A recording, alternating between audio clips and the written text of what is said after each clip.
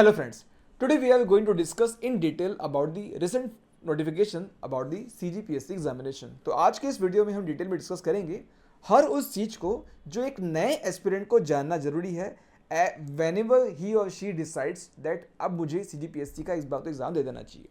तो जो डेट आपको सबसे अभी इंपॉर्टेंट आपके काम की वो क्या है, वो है आपका 22 फरवरी का एग्ज़ाम।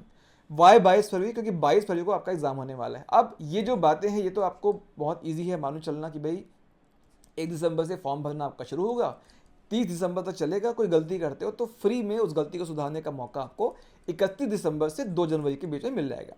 अगर आप बात करते हो कि भाई आपको गलती फ्री में नहीं सुधारनी, पैसे देके सुधारने हैं, तो अगर आप लेट हो जाते हो तो 500 रुपये की फीस देकर आप 5 जनवरी तक फिर से एक बार गलती को चाहो तो सुधार सकते हो। हालांकि मौका सिर्फ एक बार मिलेगा।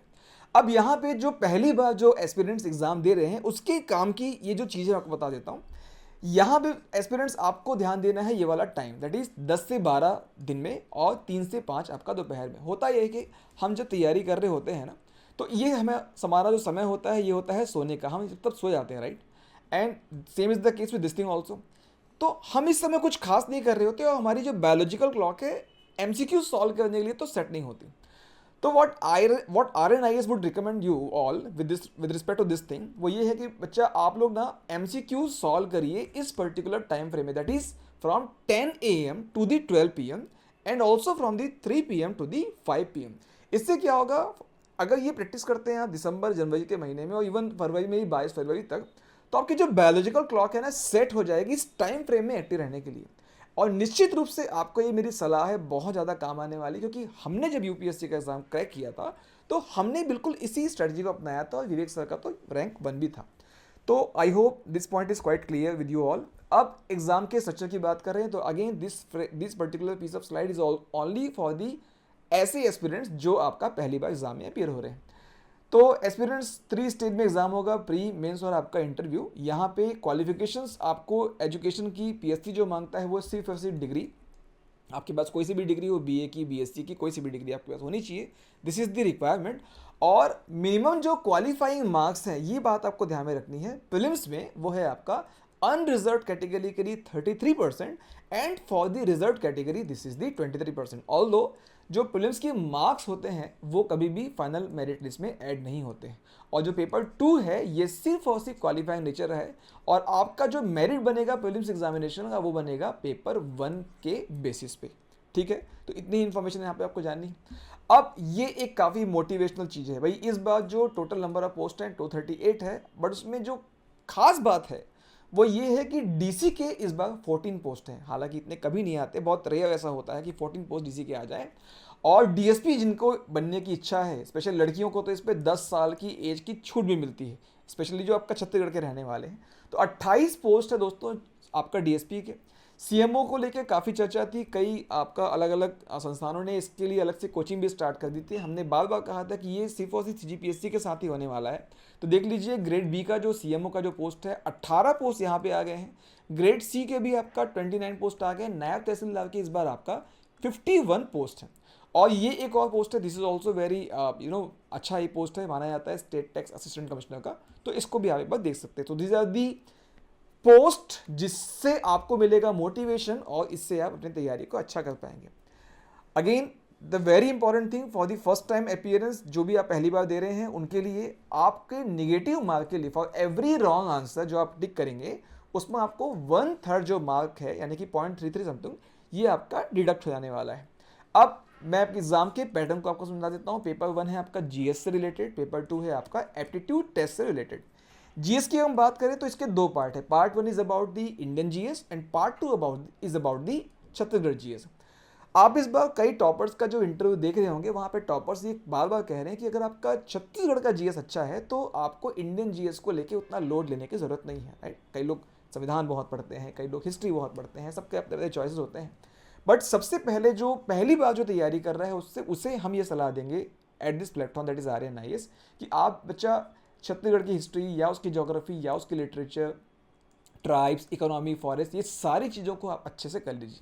इसके लिए जो बेस्ट किताब है वो हरिराम पटेल की, उसको आप पढ़िए, उसी के एमसीक्यू सॉल्व कर लीजिए। एंड मोस्ट इंपॉर्टेंटली जितने भी अच्छे रेप्यूटेड यहाँ पे संस्थान है, जो कोचिंग है, वो जो टेस्ट सीरीज चला रहे हैं, उनकी टेस्ट सीरीज ज्वाइन करके अपने रैंक को लगातार देखिए कि इंप्रूवमेंट उसमें आ रहा है कि नहीं आ रहा है।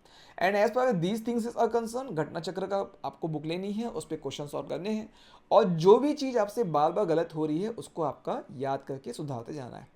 रही बात इस चीज़ की, तो ये आपको लगातार जो आप टेस्ट सीरीज ज्वाइन करेंगे ना, वहाँ पे जो क्वेश्चंस आपसे नहीं बन रहे हैं उन क्वेश्चंस पे आप विशेष ध्यान दीजिएगा, और धीरे धीरे शनै शनै ये जो आपका पैटर्न है, this part of the aptitude, ये आपका ठीक हो जाने वाला है।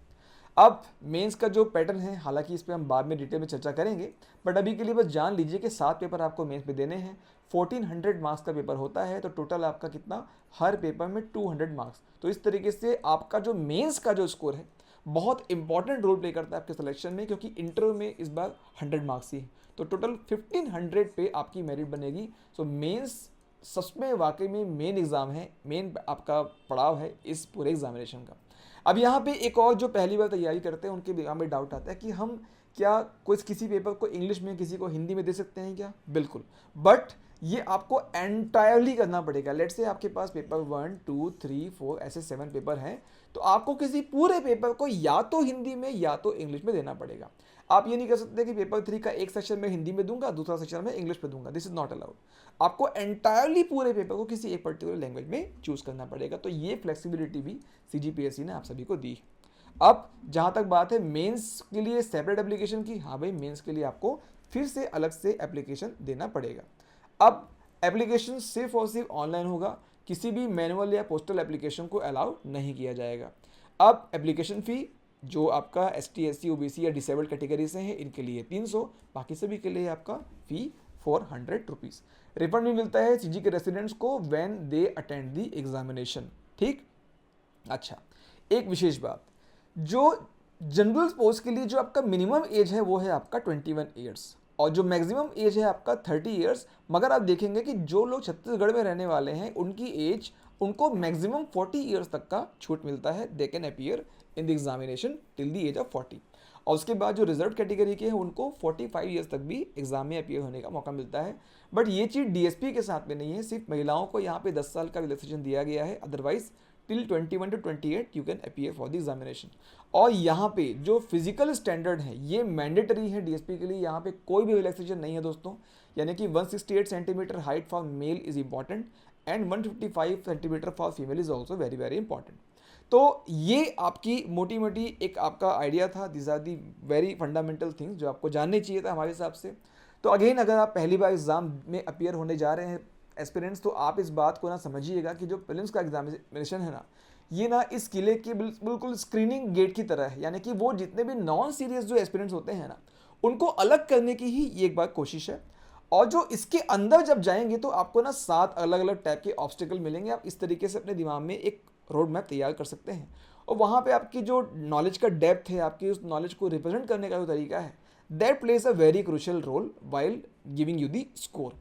और उसके बाद मीटिंग इज लाइक कि भाई इंटरव्यू में क्या होता है ना, हम समझते हैं कि आपकी पर्सनालिटी कैसी है, आपका साइक कैसा है, आपका सोचने का तरीका कैसा है, और उसके बाद में फाइनल सिलेक्शन होता है और आप सभी सेलेक्ट हो जाते हैं। तो दोस्तों, ये जो थी कहानी बहुत ही शॉर्ट में हमने कोशिश की कि आपको हम बताएं कि इस नोटिफिकेशन में कौन कौन सी चीज़ें आपकी काम की है। बाकी और भी किसी इन्फॉर्मेशन के लिए आपको कोई डाउट होता है इन केस ना, आप यहाँ पे नीचे में कमेंट कर दीजिएगा। Will try our best to answer each and every comment. So wish you all a very good luck for your examination.